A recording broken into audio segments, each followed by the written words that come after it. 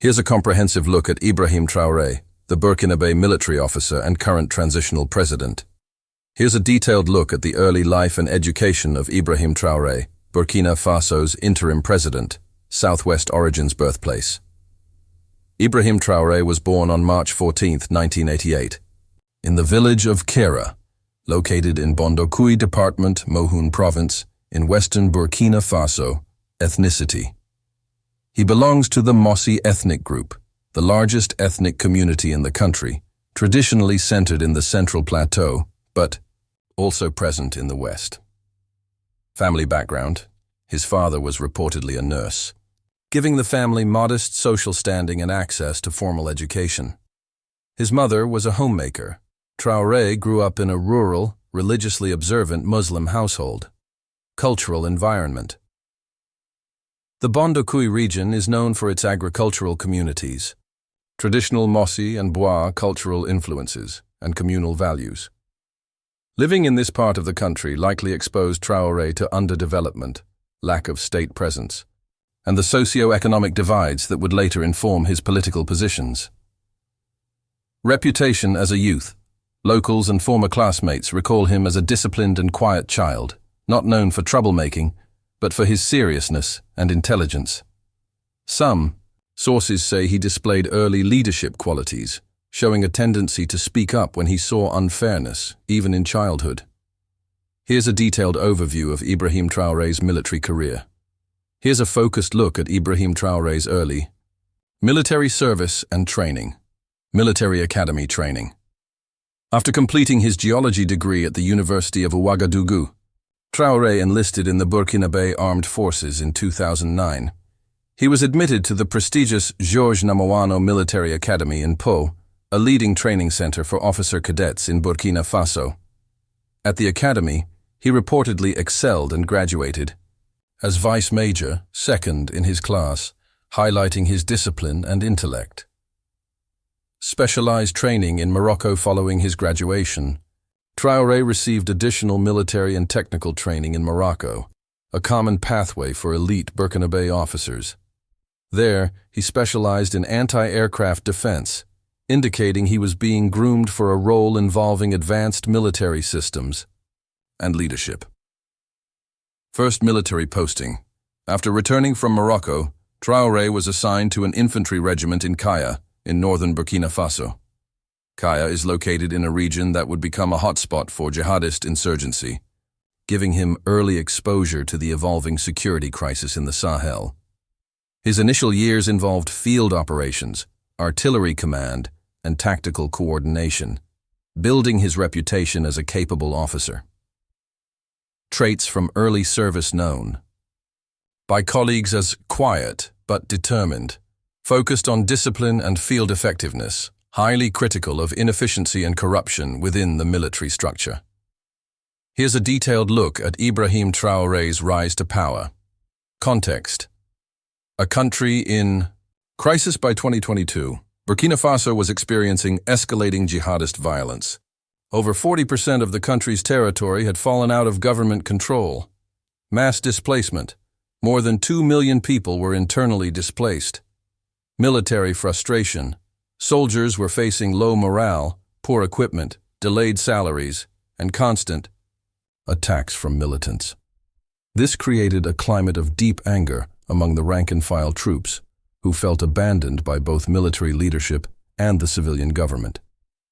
Here's a detailed overview of Captain Ibrahim Traoré's security and military strategy as president of Burkina Faso. Total war. Approach to insurgency. After seizing power in September 2022, Traoré declared that the fight against jihadist groups, including Al-Qaeda and ISIS affiliates, would be treated as a national liberation war. His administration adopted an aggressive all-fronts military doctrine. There will be no elections until the country is secure. Ibrahim Traoré, 2023 National Mobilization and Force Expansion, April 2023. Declared a general mobilization, calling on civilians to join the fight. Created and expanded the Volunteers for the Defense of the Homeland, VDP militia program, recruiting over 50,000 civilians. Expanded the regular army, incorporating local self-defense groups under centralized command. Many VDPs receive short-term training, 14 days, before being deployed alongside professional soldiers. 3. Modernization and arms acquisition, massive increase in defense spending. Purchases include drones, helicopters, armored vehicles, and radar systems. Key suppliers: Russia, Turkey, China, and Iran, notably Bayraktar drones from Turkey. Creation of state-owned arms production and repair facilities to reduce foreign dependence. 4. Intelligence and surveillance upgraded military intelligence units. Established drone-based surveillance programs to monitor militant movements in northern and eastern Burkina Faso. Developed a central coordination system for counter-terrorism operations involving multiple ministries and regions. 5. Regional Military Alliance. The along with Mali and Niger, Traoré co-founded the Alliance of Sahel States, AES.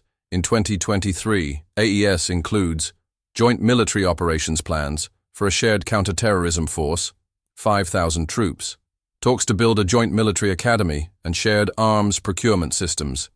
6. Territorial reclamation, claimed to have reclaimed dozens of towns and rural outposts in the north and east, rebuilt military bases in strategic areas like Djibo and Fada Ngourma, conducted psychological operations to encourage civilian return and resist jihadist control. However, independent monitoring groups, e.g., ACLED, HRW, report that jihadist violence has intensified in 2024-2025, with continued civilian massacres and forced displacements. Southwest Origin's birthplace, Ibrahim Traoré was born on March 14, 1988, in the village of Kera, located in Bondokui Department, Mohun Province, in western Burkina Faso. Ethnicity: he belongs to the Mossi ethnic group, the largest ethnic community in the country, traditionally centered in the Central Plateau, but also present in the West. Family background: his father was reportedly a nurse, giving the family modest social standing and access to formal education. His mother was a homemaker. Traoré grew up in a rural, religiously observant Muslim household. Cultural environment: the Bondokui region is known for its agricultural communities, traditional Mossi and Bois cultural influences, and communal values. Living in this part of the country likely exposed Traoré to underdevelopment, lack of state presence, and the socio-economic divides that would later inform his political positions. Reputation: as a youth, locals and former classmates recall him as a disciplined and quiet child, not known for troublemaking but for his seriousness and intelligence. Some sources say he displayed early leadership qualities, showing a tendency to speak up when he saw unfairness, even in childhood. Assumption of power background: a second coup in 8 months, January 2022. Lt-Col Paul-Henri Sandaogo Damiba overthrew President Roch Kabore, citing the government's failure to tackle jihadist violence. Captain Ibrahim Traoré, then an artillery officer in Kaya, supported Damiba's coup and was initially aligned with the junta. But Damiba failed to deliver on security promises, focused on consolidating power, and retained ties with France, alienating both soldiers and citizens. Growing tensions: by mid-2022, junior officers, including Traoré, began voicing dissatisfaction. Soldiers' complaints: lack of equipment, pay, delays, poor logistics, rising attacks. Extremist groups expanded control. A deadly attack in Djibo in September killed dozens of troops. Traoré made several formal appeals in Ouagadougou, rejected by Damiba. September 30, 2022. The coup. The early morning of September 30, 2022, Captain Traoré and a group of junior officers launched a mutiny in Ouagadougou. They seized the state broadcaster, declared the removal of Damiba, and imposed a curfew and border closures. Traoré's group cited Damiba's inability to restore security as the main reason for the takeover. "We have decided to take our responsibilities," driven by the single goal of the restoration of security and the integrity of our territory. Ibrahim Traoré, Oct. 2022. Popular response: civilian demonstrators, especially youth, quickly rallied in support. Protesters waved Russian flags and burned French institutions, signaling support for Traoré's anti-French stance. The coup was largely bloodless, though some reports suggest negotiations with Damiba's loyalists were tense. Transition negotiations, initial uncertainty surrounded Damiba's fate. He fled to Togo after brief resistance. Traoré appeared on national television in uniform, declaring himself president of the Patriotic Movement for Safeguard and Restoration, MPSR. On October 6, 2022, he officially became interim president and head of state. Here's a detailed overview of Captain Ibrahim Traoré's new leadership style since taking power in Burkina Faso. Captain Ibrahim Traoré, Africa's youngest head of state, born 1988, has cultivated a leadership style distinct from his predecessors, marked by simplicity, militancy, Pan-Africanism, and a deep anti-imperialist ethos. Humble military image uniform over suits.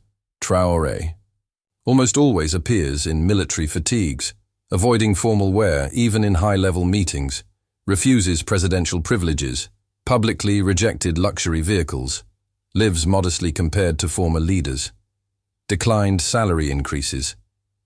People's captain, persona, known for unannounced visits to military camps, markets and ministries to engage with citizens and inspect performance.